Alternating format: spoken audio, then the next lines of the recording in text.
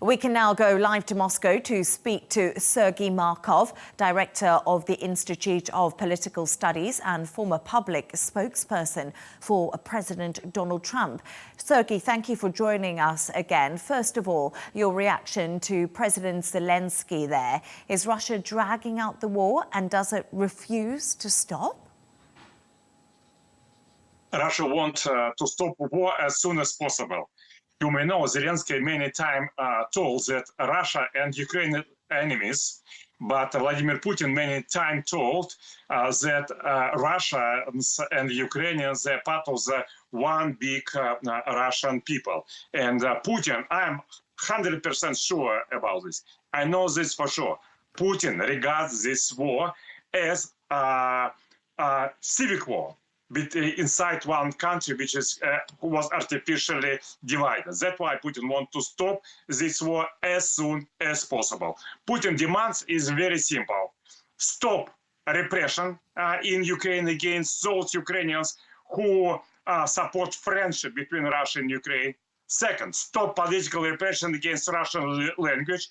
I should remember that this language, which is native for the 70% of Ukrainian populations, this is a language prohibited in the education system and media, in all official spheres. So it's political repression against Russian identity. And Vladimir Putin demands to stop such political repression. Also to stop political repression against Orthodox Church, which is a church for Ukrainian Russian people during more than 1,000 years. So if this demand finished, accepted, Russia immediately stop any military operation. But if terror continue, Russia will continue its liberation of Ukrainian Russian people from the repressive regime. So you say the liberation of Ukrainian people. Ukraine has spent 4 years fighting back Russia's offensive in the country. So it's a very difficult situation to be. A lot of Ukraine wants their own territory. Why are they fighting you if they want to be part of Russia? It's very easily, because they have neo-Nazi regime. I should remember you, the Germans fight against American and British and Soviet Russian troops, which liberated Germany from the Nazi regime, but nevertheless, Germans fight against the liberator. But after this regime finished, all Germans say, oh, look, it was our mistake. In fact, we never support this repressive regime. Same with Ukrainians. No democracy in Ukraine. It's politically repressive neo-Nazi regime. It's exactly what Putin told you already 5 years. But I just want to say something that I think Ukraine and Volodymyr Zelensky will deny what you've just said. And also, currently, you said something that was interesting there, because Zelensky hasn't had elections, and the reason is that because they are on a war footing. Putin hasn't had elections in Russia for ages too, so it's not very fair to say it's not a democratic country where they would be holding elections if they weren't attacked. And when did Russia last have fair elections? You know, Russia has elections even during the war.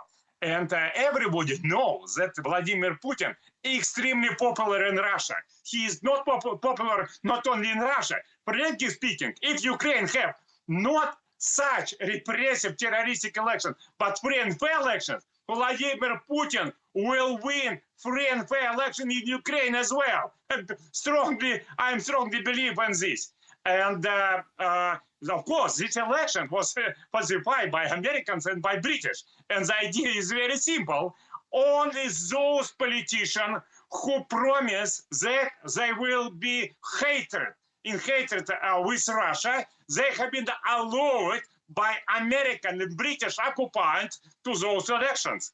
And if you look at the situation, you will see Ukrainians voted for the mostly not anti-Russian politician, whom Zelensky was when he ran his election campaign. Sergei, I want to move this Okay, let's move this conversation on slightly because I want to get back to the reason why we are talking today. Yes. And one of those reasons is we've also just heard from Donald Trump, and we know the plan is for him to, of course, meet Vladimir Putin on Friday in Alaska. We've been waiting for a really long time for this meeting to happen, months and months.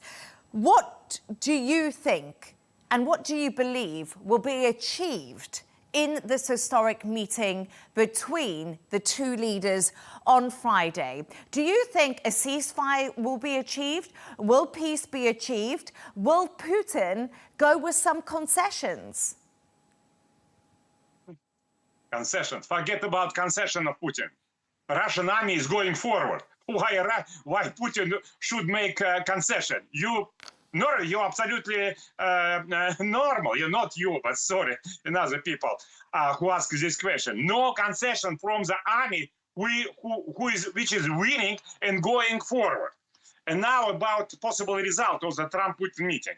I think most probably that they will claim, first of all, air truce. So stopping of the bombing of the big cities far from the front line. It's first. Secondly, there have been agreed sectoral ceasefire on the south of the front line in Zaporozhye and Kherson region.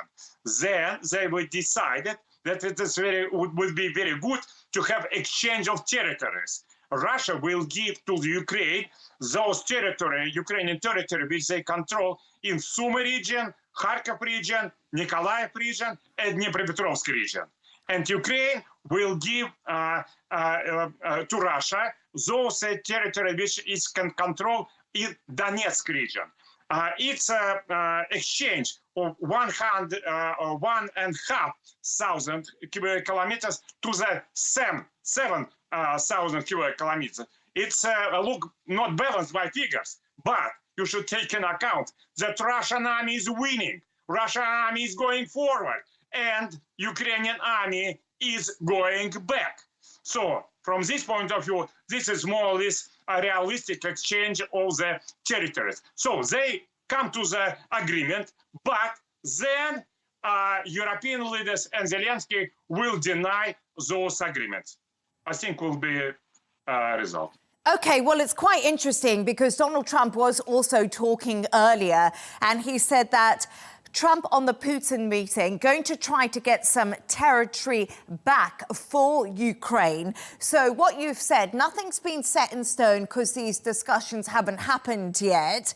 And also Donald Trump is going to tell President Putin to end the war, and he hopes to have a constructive conversation. So right now, no territory has been given away or discussed as of yet. But I have one more question to ask you. And we know Vladimir Putin is going to Alaska on Friday. Do you think he should be arrested because he's been indicted by the International Criminal Court and they want to try him for ordering the thefts of thousands of children from Ukraine? Everybody knows that this decision of criminal court, politically corrupted decision, and it was made by leaders of criminal court with cooperation of pedophilia lobby in Europe. And the brother of the head of the criminal court was sitting in the British prison in accusation exactly for pedophilia. That's why they doesn't like that Putin saved thousands of children in Ukraine and didn't allow to move them to Europe for sexual exploitation by pedophilia lobby. It's first, it's about the fact.